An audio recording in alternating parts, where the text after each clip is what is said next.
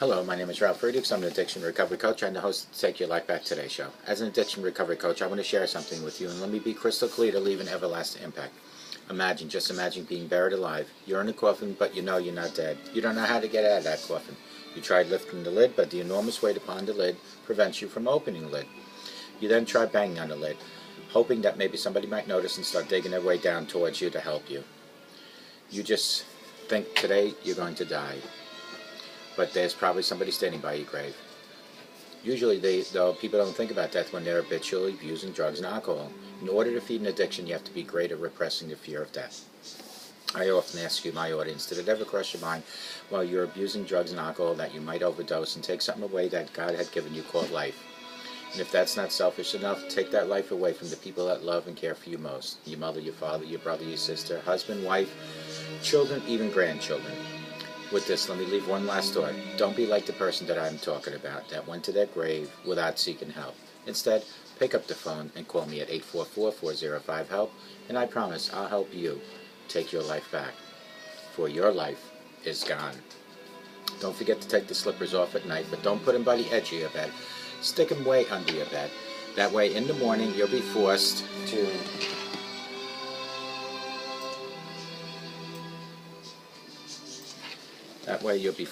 get on your knees and retrieve those slippers. And while you're on your knees, utilize that time to ask God for guidance and direction, forgiveness and mercy. Thank God for having a home, family, clothing, food, health. These are the times that while you're getting those slippers, while they're under your bed, you utilize that time called knee mail, K-N-E-E mail. Knee time is the time that you spend with God each and every day. Now put those slippers on and walk with God 24/7. I want to talk about overcoming the holiday blues, depression, and sadness. And this is the time of year where a lot of people are feeling those emotions. So we want to touch base on that.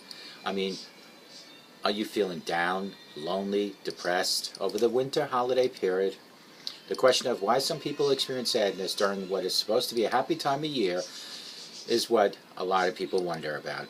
The holiday season for many people brings depression along with it. Instead of fighting or attempting to resist depression related to the holidays, you may choose to understand or use depression as a path to healing. You might notice the holidays can bring up painful as well as pleasant emotions both on a regular basis. Prior to holiday experiences might have been hard, or life might have been as fulfilling as you want it to be. You might experience sadness, loneliness, or even anger. Interestingly enough, these feelings are not really the issue. If you look deeply into yourself, you might notice that you're not the only one feeling some of this pain. You may also be comparing yourself to other people, which you should never really do. Everyone else seems to be happy. What's wrong with me is something that you might be asking on a regular basis. Is this where the actual issues are starting to begin? Are you hurt, lonely? Are you angry, sad? All are human emotions that we all feel on a daily basis. But it's what we do with those feelings and those emotions is what sets us apart from being an everyday person or someone that has depression. Depression is a different feeling that happens when emotional pain arises, but thinking that there is something wrong with it. We do not allow ourselves to feel it. Instead, we block the emotion out and tell ourselves that there is something wrong with ourselves for feeling this way. We feel bad, and at the same time we tell ourselves that somehow we are bad. This is what depression is all about. Just try this for your mind. Accepting your depression does not mean giving into it. It simply means accepting it at the present in your life, at the moment, so you can work with it. If depression comes in a part of rejection for your feelings, rejecting the depression will only make things worse. Meditate to contact your deeper emotions. Depression is many frozen anger and grief emotions. If you can feel the warmth of deeper feelings, you can sometimes start to decrease your depression you feel. Try an awareness mediation a number of times a week for 10 minutes at a time. Sit with your eyes closed for 5 minutes and then concentrate on your breathing. Silently ask yourself what else you might be feeling. Find out if along the depression you are feeling sadness, hurt, or even anger? If you are, open up to it and allow yourself to feel more deeply and find yourself and see what happens next. Be nice to someone else. Unfortunately, it is oftentimes easier for us to be nice to another person than it is to be nice to ourselves. We can use this tendency to help heal the depression we may be experiencing in life. When we do small acts of kindness for another person, at that moment we come into healing contact with our own capacity to care. That is what I do this show for. That is why I go on other people's shows. That is why I do all my websites and all my social media things. Because when I help other people like you, I help myself. Bear in mind that it is painful as it might be. In the end, depression may lead you to explore healing approaches that you might otherwise have never ever attempted. The result is that you might not only ease your depression, you may also become a more happier person. Depression can be transformed from something unwelcome into a friend through introspection.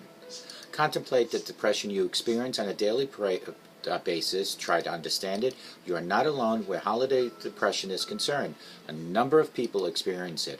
Understand that sadness, anger, and loneliness do not indicate that there is something wrong with you. In fact, just the opposite. These emotions show that you react to painful situations and that you feel and are alive. Something that is a healthy feeling. What is so hard for us to understand is that there is never one correct way to feel in a particular situation. We must allow ourselves to feel, be, and accept ourselves completely. Not matter what we are experiencing, it doesn't matter. To include pain is normal. Doing so leads to the greatest happiness of all time. And you need to start doing it for your heart. Practice self-caring meditation.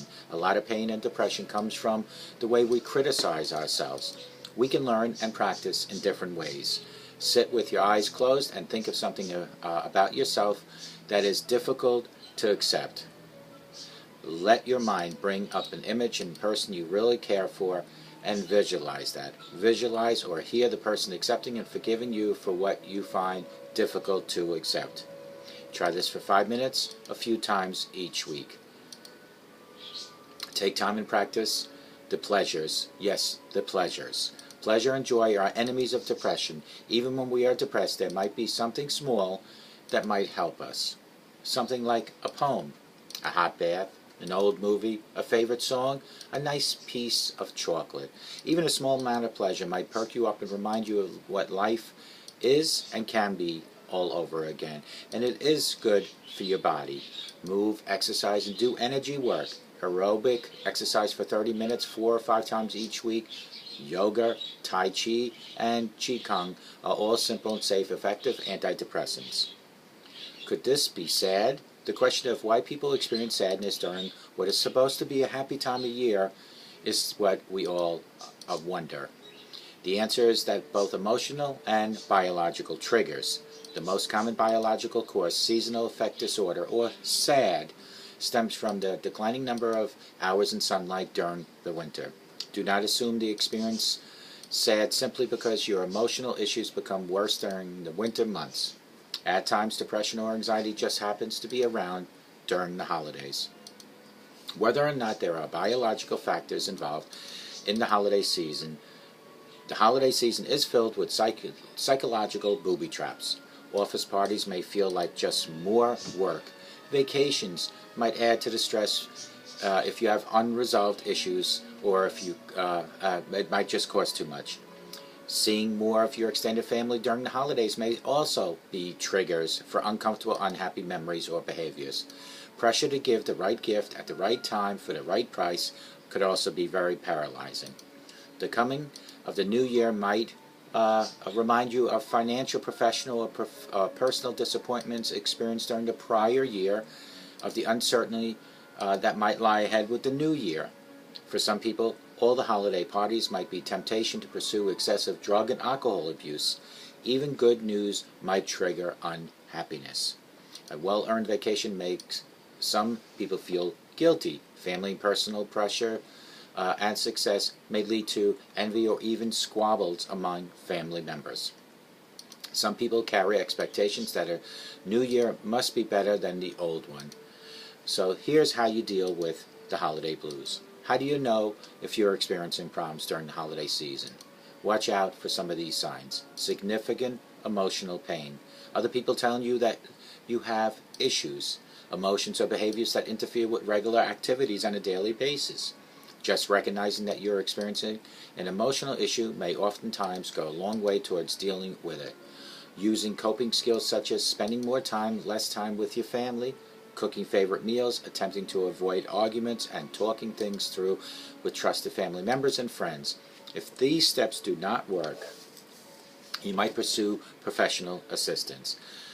A thorough test should look at a potential medical, biological, and psychological issues that may be causing a lot of this. Once the factors causing the issue have been identified, treatment can be planned and carried out. For the holiday blues, this will usually involve some time of psychotherapy and possible medication. One of the most important things you can do to beat the holiday blues is, no matter what is happening in your life, think of the blessings you do have on each day. Take account of all the positive things in your life and shake the negative ones off. Doing so can help immensely and go a long way toward ending the holiday blues. And if you have holiday blues, look at the glasses being half full, not half empty, and start today utilizing some of these things that I just discussed. And remember, I do keep hard copies. All you need to do is call me at 844-405-HELP or email me at Ralf, R-A-L-F, at Take Your Life Back Today Show, and I will either email or send you a hard copy of today's show. Folks, do not forget to utilize your morning when you get those slippers to ask God for guidance, direction, forgiveness, and mercy. And do not forget to thank Him for everything that you do have. And remember, we all have things we do not have, or we all don't have things that we do not have and want. Doesn't mean your life needs to be bad. Think of the things you do have that other people might not have. And know this, that today is a brand new day for a better tomorrow. And may God bless you.